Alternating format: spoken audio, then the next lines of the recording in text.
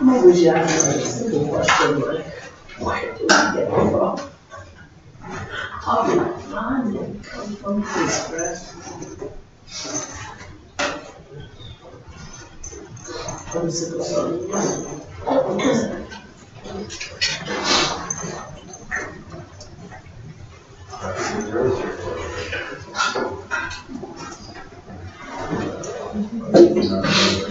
That's an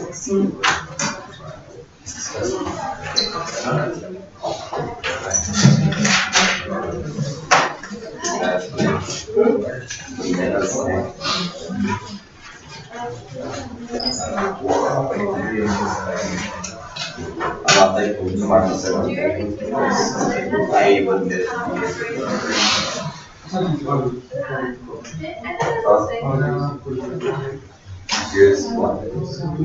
Yeah.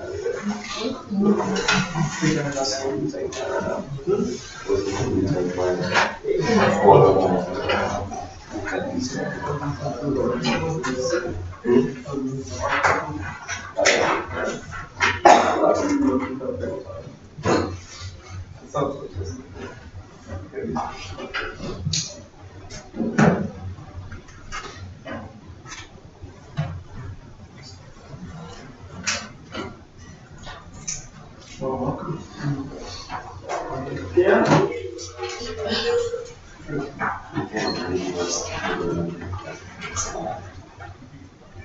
How many of you had in the 8 o'clock class? Did any of you have a class before this one, or is this your first class? That's my first. First class, no, wait, 7:30. Work. What kind of work? The grind. At the grind, what time would you have to start? I have to be there at 7:35, get everything ready. At 7:35? 7:40. 7:45? You make drinks? Huh? You make drinks? Yeah. Or barista? Yeah. All right.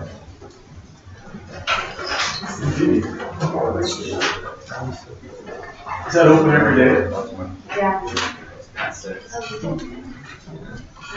Such a music.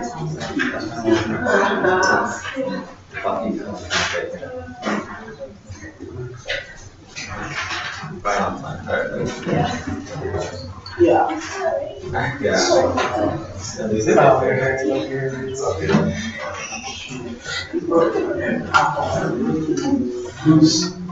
Who's sleeping? Doesn't it feel a little bit sleepy today? Well, that and this is the last day of midterms, so I'm pretty sure a lot of people have midterms. Oh. Because I got one. Okay, in what? Chemistry. Oh, wow. Man. There's a few was actually the stuff that I had. Are you ready for it? Probably not, so. What's your major? In pharmacology, health communication, cell sciences. Wow. Really good. Do you enjoy that? No, No? not biochem. I like OChem. Did you? Did you like OChem better than GChem? I like OChem way better than GChem. I hated GChem. Do you like math? Yeah. And you like OChem better than GChem? Interesting. I find a lot of people say one or the other about 50-50. I love GChem, but I just can't picture in OChem. Did you use the plastic snap together models to be able to picture compliments? OChem or just do it in your head? Most of the time I used to do my head. Interesting. I found GChem to be easier for me. I didn't have to work as hard at GChem, but I found OChem harder and more fun. That's what it is. Because I was like, GChem was easy. I kind of looked and slept through a lot of it. That's great.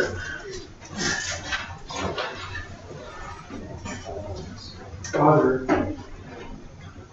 in heaven, whatever it was really like to be actually face to face with Jesus when he was here in a body, when he was a body on earth. Somehow we would like to become like that for others when they're with us. Whatever they felt, whatever hope it offered, whatever power it made people feel to be who they were created to be, give us progressively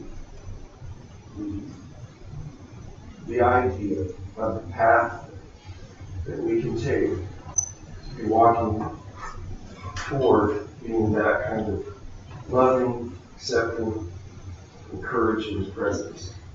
In Jesus' name. Amen. We spoke last time of something that we can do that I believe fits the definition, that it's an example, at least, of something that we talked about the first week of this course. And it was something that is written out in a good long quote from some things that Ellen White wrote about religion. She spoke, if you recall, of experimental religion, conducting experiments. We were just speaking about opium and G-chem. By the way, it doesn't matter whether it's physics or chemistry or opium or biology. I'm okay in the classroom, but when you put me in the lab, I'm such a loser. I'm such a laboratory user. I'm halfway through whatever I'm supposed to be doing in the lab when it's time to go. It doesn't matter. I was always breaking something or cutting myself in G-Chem at Arizona State University. I had passed a little preachy little safety lecture that they gave us in the video that they made us watch about the safety thing. And I knew better, but what is that? Reaching down, fooling around with what's down in the drain in one of the lab sinks. What is that? That's an interesting reflection. I cut the end of my finger really good because what it was some glassware with a shard down in there. What is that? Wringing it out like I ring the kitchen sink.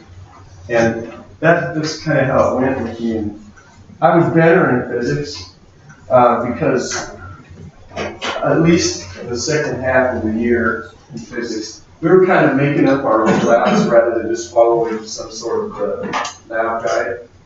And when it was okay when I could design my own because I knew what I was a loser at, and I just didn't come up with anything like that. So we didn't have any real time limits when I took the physics lab. I kind of hung out all afternoon and into the evening and worked on stuff at night and got it ready to bring in, and I was all excited about that. So maybe what I was really lousy at in the lab was doing the sort of the prepackaged canned recipe lab exercises that were in the lab manual. That just did not, me and that went different directions every week.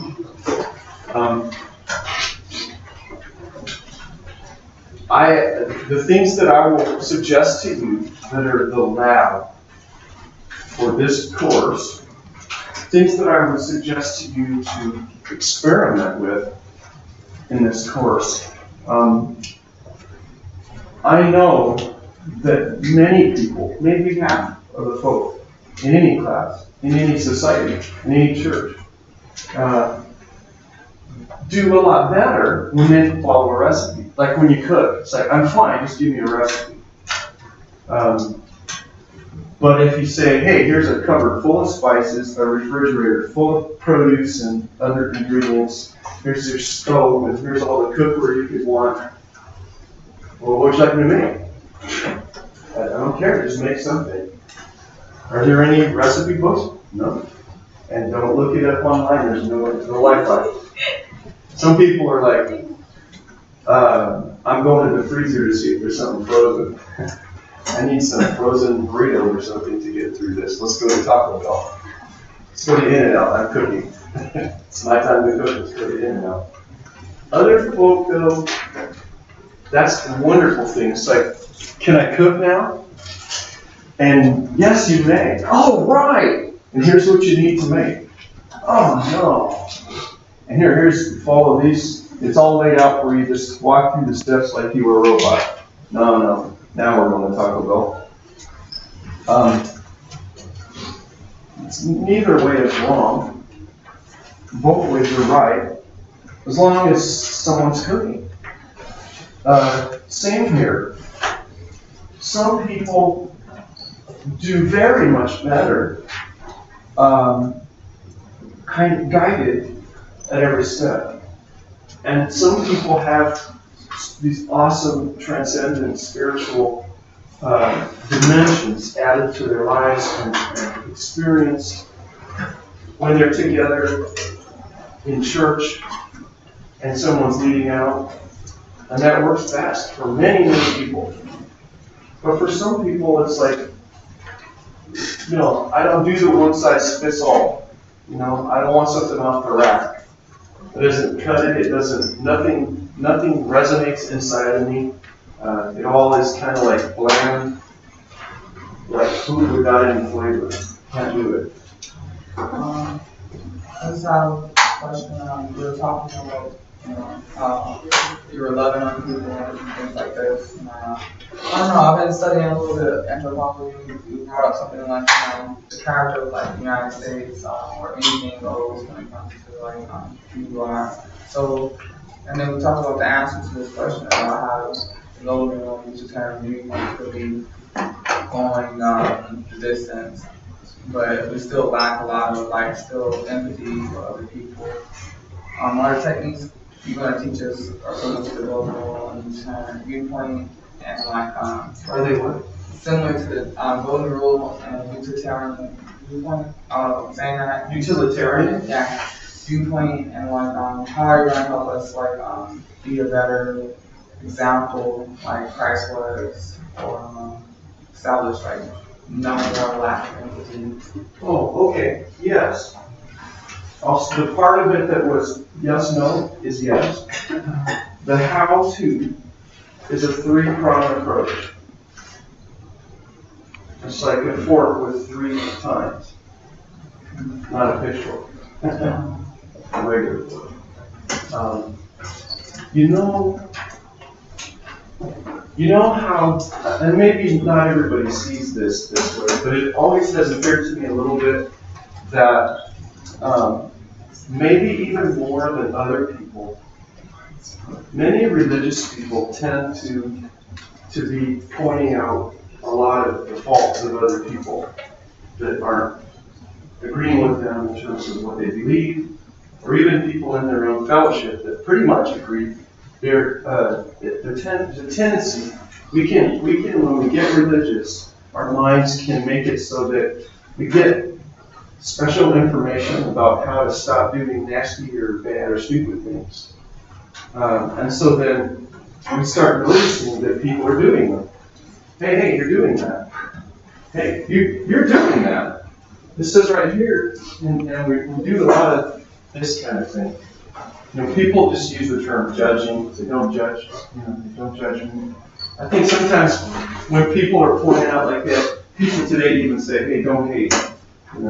Anyone need this that did not get a chance to sign it? Everyone had it. Okay. But I was a kid when someone told me that if you ever have your finger pointing at someone, you have 3 fingers pointing back at you. And what that 3 fingers pointing originally meant was if you point to somebody else, point out their flaws, you probably had either 3 times as bad a flaw, or you get 3 flaws for every one you're pointing out at someone else, and you should focus on your own credit. Jesus spoke of people who were doing that, religious people in his time that were doing that. He said basically, you know what? You notice that somebody has a little splinter just sort of in their eye. You got a phone pole hanging out of your eye. You know, once you get the phone pole out of your own eye, then you can maybe see a little better with that eye to help somebody that's working on getting a little splinter out of their eye. Instead of, hey, if you're pointing at someone else, you probably have these big faults yourself. Instead of that, the 3 fingers that I like to offer are not something to point out what's wrong with me or you when we point out somebody else's faults. There are 3 approaches to help us to journey past where we feel compelled to point out other people's faults. Because there are things, all 3 of them are things that can do what you asked, Kelly, and you said how. You said, are they? The how is that you asked, I believe, was how can we develop this kind of empathy so that we're living the golden rule? And you said, is this something that is utilitarianism? And in a sense, it is. Not the way you probably are thinking, or maybe it is, but utilitarianism, technically, I think, in terms of like an ethical basis, is to try to maximize good sensations and minimize bad sensations. For like the whole group. For the whole group. So I kind of look at it like an English example, and most of that, like we're on the globe, try to save as many people on this boat, and there's still people outside of this boat drowning. But if we try to go in the room, we're not just going to stay on the boat because, we have some type of empathy, so we're going to jump out of the boat and take turns and like who gets on the boat and off the boat. So I think it's a combination of both, because we want as many people as we can on the boat. In that sense, this 3-pronged approach, and how is this going to be golden rule based and care for others instead of for self? And that's a good point, because a lot of spiritual development is about making a better me. I gotta have some me time. It's time to really, go away, get away from everything, and really work on me, find me, find my stuff, me, and become a me monster. Me.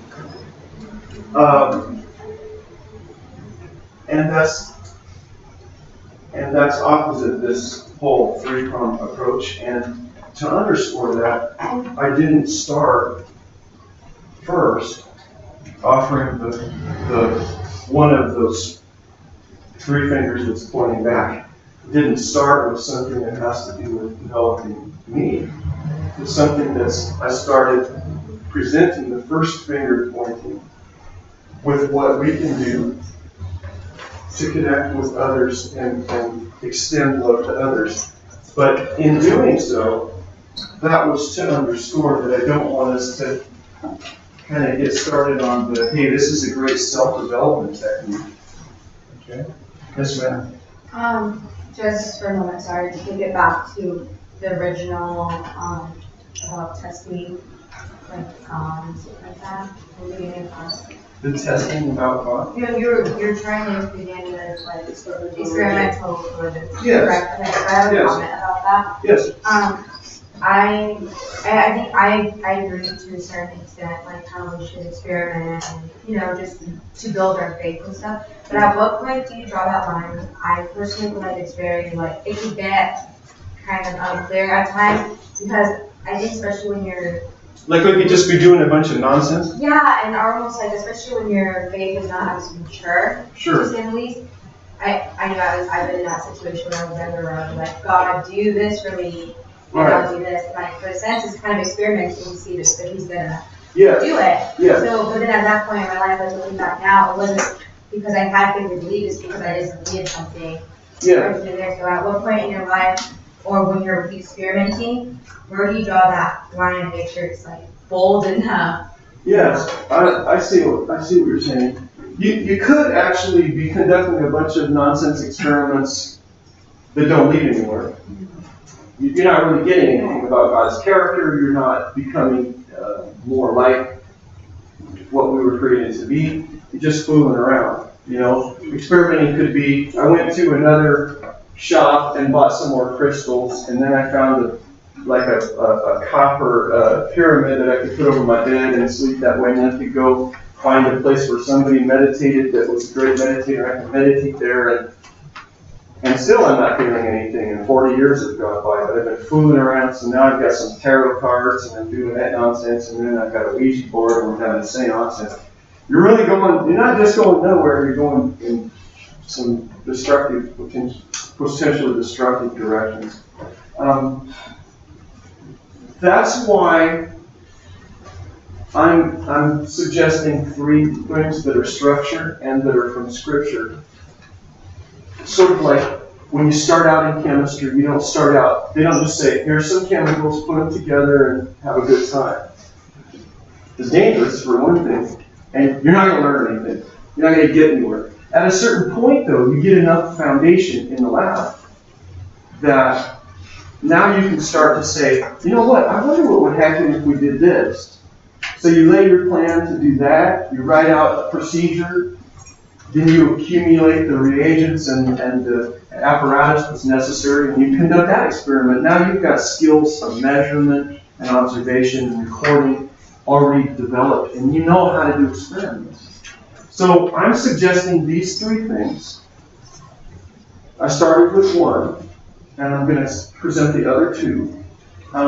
Answering Kelly's concern, I started with the one that's outward, that's about others rather than that's about me. This 3-pronged approach, which I call 3 fingers pointing. I'll get it up online. A few years ago, I purchased 3fingerspointing.com, 3fingerspointing.org, 3fingerspointing.net, and I did it with THRE and the number 3 fingers pointing. So it's going to go online at some point, so you have it all, but I haven't written it out fully yet, satisfactorily.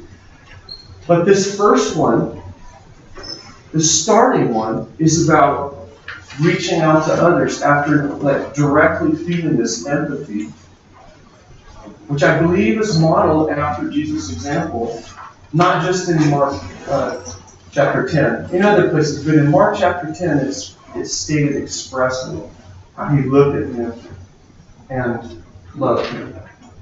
But these other 2 that I'm going to suggest are something else that you can do, but they're kind of like the lab manual to give some structure rather than just saying, hey, go conduct an experiment and go stand on top of the roof in the rain naked and act like a lightning rod and see how that goes for you. This is, it's just so that we don't just go off and do some silliness. Hey, start experimenting, okay?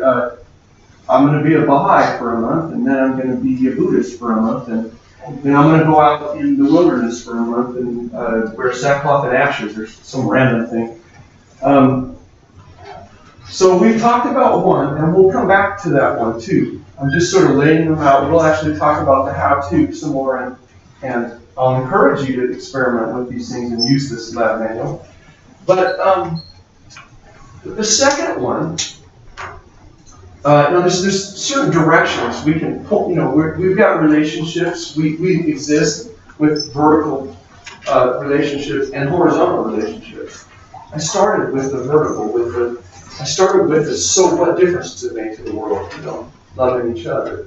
I found that it worked even with people that were in the worst possible situation, that were inclined to hate me and want to have bad will toward me.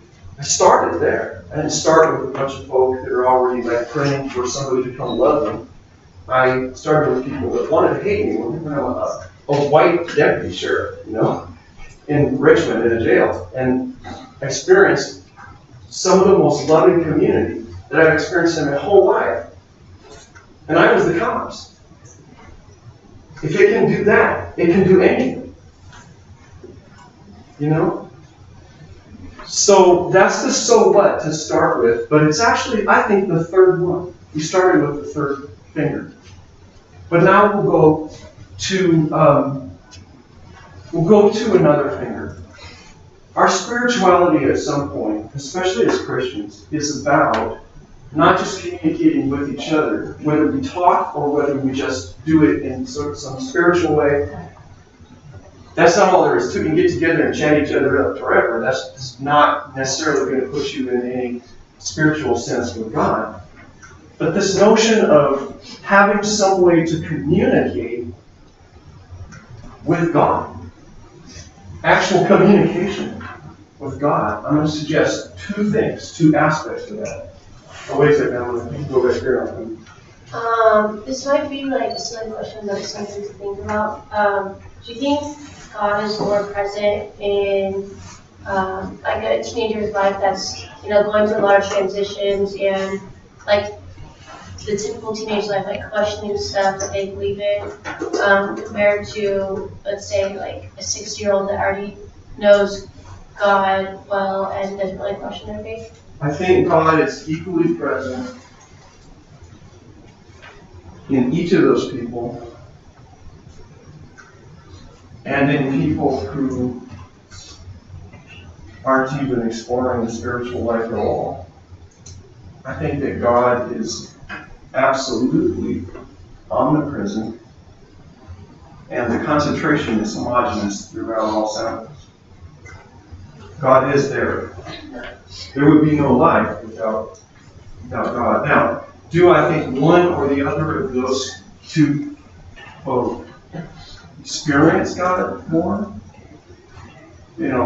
Are turning and tending to that presence and having experience with it. It depends on the person.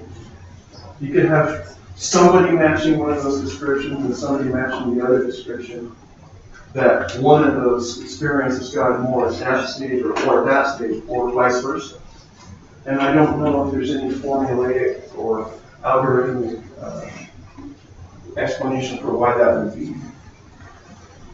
Did you see or read Chronicles of Narnia? C.S. Lewis? Yeah. Aslan is not a tame lion. It's wild. It's not domesticated. It's not a cat. God, we can't conjure God. He's not a vending machine or Santa Claus. And sometimes it's difficult to know how it's going to relate to each person and when. And it's over our heads. It's way out of our league to understand why sometimes and then why not other times. When to us it seems like, well, that would have been more important, but then where were you then? I don't know.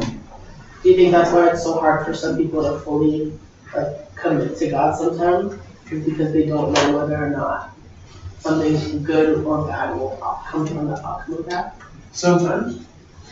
Yes, I'm not sure it gets that far in some people's considering whether to commit, but some people I think commit and then they don't experience any rush of wonderful anything. So it's like, what was that? I didn't get anything there. I'll be right back. Kelly? I just think like what you're suggesting is pretty outrageous. I didn't hear the first part. I think what you're suggesting about the empathy is pretty outrageous because I don't think you can have another Mother Teresa or Nelson Mandela or any of these people who live in such a contemporary society where basically anything goes. You can have whatever food you like, as long as it doesn't disgust me. You can have whatever sex you like, as long as it doesn't bother you or family or neighbor. I think this sense of privacy or lack of empathy, you can do whatever you like. Most of it doesn't bother you. You say it's hard to count your goals because it's all about you in the end anyway. You can gain the whole world, but still lose your soul, what Jesus says. But what's the whole point of like the soul being lost if you don't work on your ambitions or you're living in a society where literally anything goes? Like I just don't feel. I think that those examples you gave of people who were exemplary in spiritual power, like Dr. King, I think that the things that are going on right this minute are no more horrible than the things that were pressing on Dr. King, or on Mandela, or on Mother Teresa, In fact, if we were actually standing next to them in their context, it would seem like a far more repulsive and oppressive environment than ours today. Yeah. I mean, if we could really absorb their biographies, they went through some crap. And we do too. But so far, we have not even been shot or imprisoned, you and me. You know? They had some courage in a really rugged situation, each of them. It was back, and they all were literally abused violently, tortured. Mandela was, I mean, he was tortured using scientific torture methods, you know, like you see on like spy movies. They did that stuff in his body when he was in prison. Horrible. I want to look at the other two prongs. There's far more. There's an infinite number of ways that we can connect with the divine and experience a sense of God's presence and have awe in His presence. These are just three, but they work well together, and I found them to work powerfully if I work them. But each of them require a certain amount of discipline because they don't just happen immediately as good as they can get. Like anything else, you have to keep working at it. I mean, anything else that you're going to really get the stuff out of, you got to work it. You got to kind of put the time in. I mean, some of you play some musical instruments. Some of you are probably play the violin. Some of you probably are percussionists. Some of you probably play classical guitar or metal guitar, or you're a keyboardist. For the most part, even if you start out as some sort of prodigy, the more you put into it, the more you're going to experience while you're doing it, and the more natural it becomes. This thing that I talked about, where we consider each person, and just every time we look at somebody, not just, hey, I think I'll try that thing again, although that's okay too. But I mean, to develop a habit so that even when there's a crowd, we can look and just run the whole routine where I look at somebody and say, I know those things that are true for everybody, true for me, I know they're true for you. It would break my heart if I knew what breaks your heart, and I love you. And I just do it inside. Each person I look at, it just is the way I look. I make that such a habit. It's not possible to do that without people responding. People will respond to being loved. I had an elder in one of the churches that I pastored in the mountains in northern Arizona, the Payson Church. The head elder and the person who founded that church, who started that church by starting a Pathfinder Club and working with kids to sort of build the church out of a Pathfinder Club, had been a rocket scientist. He was a NASA, he was a mathematician for rocket trajectories for the NASA missions. And so I used to joke in my sermons all the time, especially if he and I disagreed on something. I'd say, you don't have to be a rocket scientist to know this. And people all knew I was making fun of my head elder, and we had a good relationship most of the time. He also was the one who founded and ran for years something called Leaves of Autumn books. Ellen White said that our literature should be spread like the leaves of autumn around the world. And so he printed Adventist literature that was out of print. The Pacific Press and the Review and everything, people didn't want enough to make it worth their time to run the presses for some old Adventist material. So he would keep things in print, and they would cooperate with him and let him do that with their intellectual property rights. And so he cooperated with the church in that way, printing this stuff that was either out of print or it wasn't worth them printing because not enough people wanted to buy it. And he also collected a lot of Adventist books and kind of had a big warehouse full of Adventist books and would mail them to people when they'd call or write or fill out an order form. This was before the internet. he was very, very, very conservative Adventist. He believed that every version of the Bible except the King James Version was from Satan.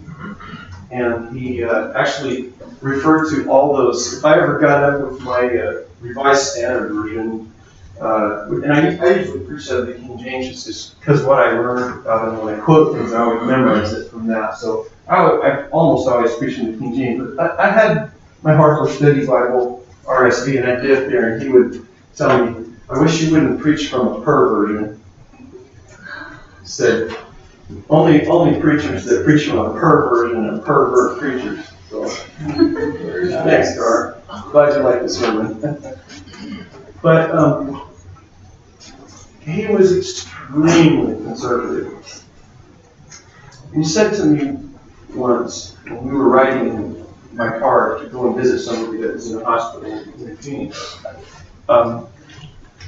he said, I wondered. He said, Pastor, do you believe that when you pray, that God actually can hear you? I said, oh, absolutely. He said, do you believe it's possible that people can actually be communicated to by God? That He can, with His Spirit, give actual information to people? I said, absolutely. He said, don't take this wrong. I'm not trying to get weird or anything. I've always thought that if God can hear me and He understands what I'm saying, and God can say whatever He wants to someone else, I could ask Him to pass something along to someone else.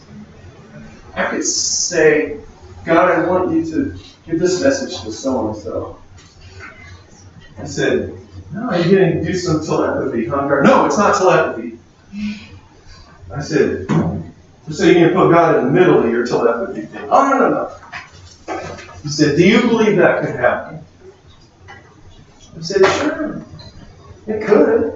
I don't know if I'd rely on it if I really needed someone to know what time to be somewhere the next morning or something. I think it could happen, especially if you didn't have a means to contact them. I said, but I think that the more convenient it becomes for us with technology to talk with people, the less of that kind of thing we're going to actually have a chance to experience. I mean, anyone in the world now almost I could contact just like that, text them or put a Facebook message. I mean, it doesn't have to be. I mean, some remote third world areas have got better internet coverage than England, like almost all of them. Almost all of them. But this notion of communicating with God so that God can hear me when we talk about prayer, there's a whole chapter in Steps to Christ on prayer. Hopefully, during the course of this course, you'll notice. At least get that much out of the chapter, that it's there and it's about prayer. It's the opening of the heart to God as to a friend. There's a passage in Thessalonians. It's, let's see, 1 Thessalonians 5, 16 through 18. Will somebody read for me 1 Thessalonians 5, 16 through 18? Here we go. It says, rejoice always, pray without ceasing, give thanks in all circumstances, for this is the will of God in Christ Jesus for you. Read the first sentence, the first phrase. From which verse? From the 16. Rejoice always. Rejoice always. Pray without ceasing. Give thanks in all circumstances. Rejoice always. Give thanks for everything. Pray without ceasing. Pray without ceasing. And for this is the will of God in Christ Jesus for you. This is the will of God in Christ Jesus for you. Well, I kind of want to be in God's will. I don't think that means He's going to leave the house and the farm and the truck. But I think that means His intentions to His plan for me. I'm in His plan. And what does His plan involve? Giving thanks for everything. Rejoicing all the time. At all times. And then it says, and correct me if I'm wrong, pray once in a while when you remember to pray. Pray what? Without ceasing. Pray without ceasing. Pray without ceasing. Pray without ceasing. What does it mean to pray without ceasing?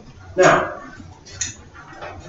I'm going to suggest that everyone in this room, myself included, is crazy. Nuts. Psychologically ridiculous. I'm going to make that pronouncement right now, okay? You know, I'm like that far from having my PhD in psychology. I have all but dissertation. So I should have some license to say, when I see people that are nuts, I know when they're nuts. It's a very technical term. You're nuts. And I know because it takes one to know one. You're a nut, I'm a nut. Why are we nuts? Well, let's explore that for just a moment. You wake up in the morning, you don't even open your mouth, not saying anything so that anybody can hear, no roommates, nobody. And immediately, you're talking in your head. You're talking in your head. You're saying words. I mean, if you look at the alarm clock and it's 9:02, and you got a 9 o'clock class on Christian spirituality, you might say something that doesn't sound very spiritual. Do you ever say something inside without letting your lips move and you don't let any little noises come out? And you go, I'm glad that stayed inside. Because it's not even nice to say, right? Or, you think, since you came in this room, have you not had a thought that if you did the thing you were thinking about, you would be in trouble? Yeah. Since you came in here. Or, have you had any thoughts since you came in here that if we could just put this down and I could just show it on the screen and we could hear what you were saying and what you were picturing, you would probably not just leave school without packing your room. Because there's no sense of being in this community anymore after that was out. We're always having this conversation with each other. Not with each other. We're always having this conversation with... Well, who are you talking to? Yourself? You're talking to yourself. Not only that, is that once in a while? No, all the time. It's the basis of being conscious. Our consciousness is, we experience being even living conscious beings where we live and even have our being. The part of us, the only part of us that would still be there if I started cutting off your limbs and putting out your eyes and taking away your senses and all you were was a brain with blood pumped into it. But hey, I'm still in here. I can't say anything. Then why are you talking? Because that's what it means to be me.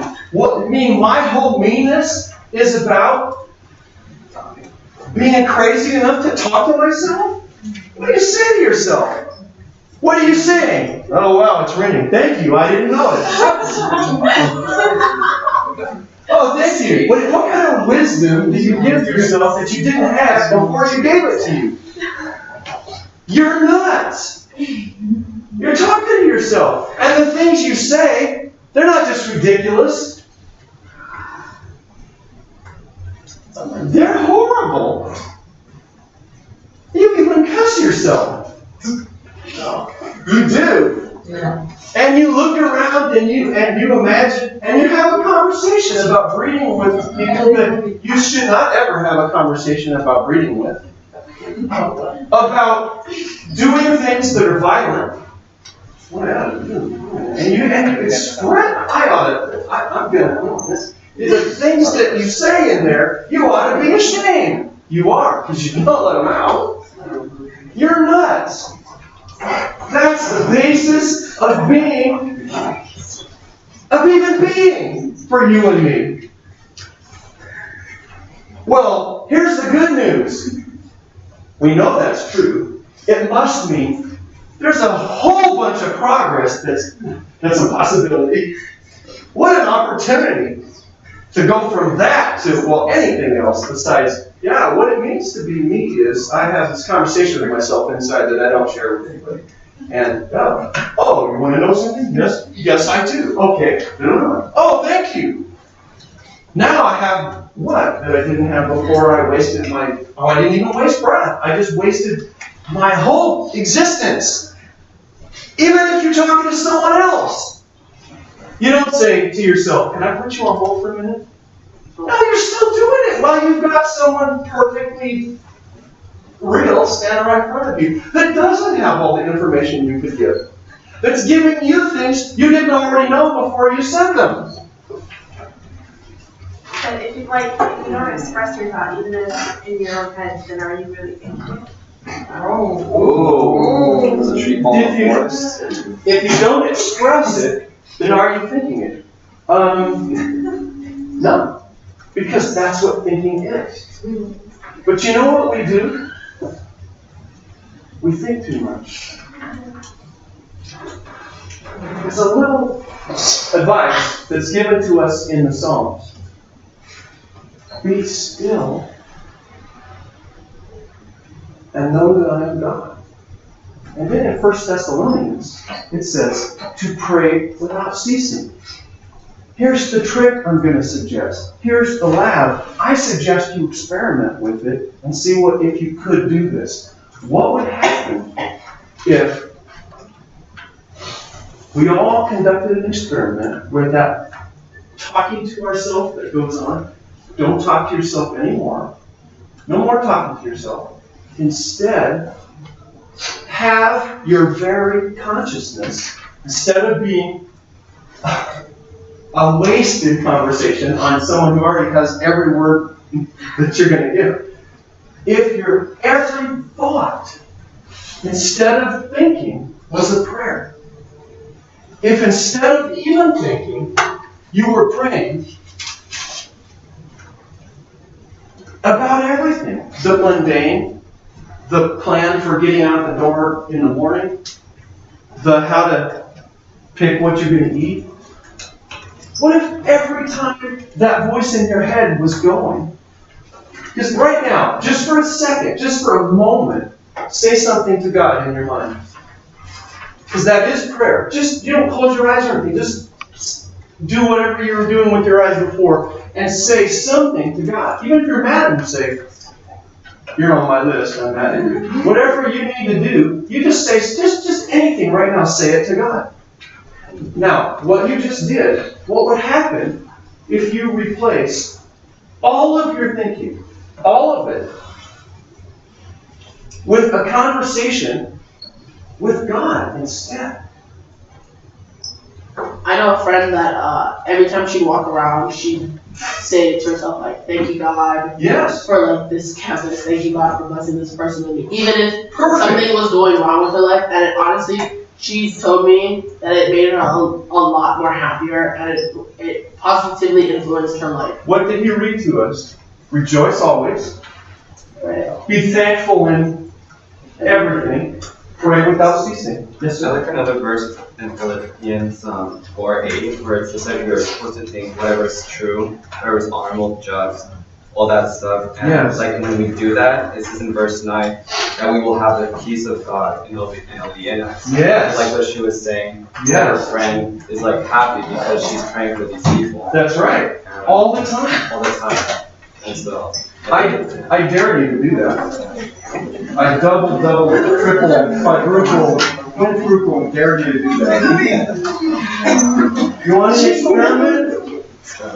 See what would happen if every day you would try and succeed a little more every day, moving toward having all of your lives in prayer. Have a wonderful Sabbath. You remember Kristen? Kristen Deal? Who? Kristen Deal? He was here 3 years ago. To what? Yeah. Is that? Kristen, she was the one, she was the chaplain 3 years ago. Yeah.